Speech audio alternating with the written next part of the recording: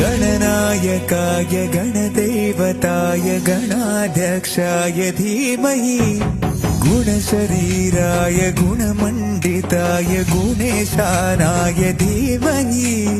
गुणातीताय गुणाधीशाय गुणप्रविष्टाय धीमहि एकदन्ताय वक्रतुण्डाय गौरीतनयाय धीमहि गजेशानाय भालचन्द्राय श्रीगणेशाय धीमहि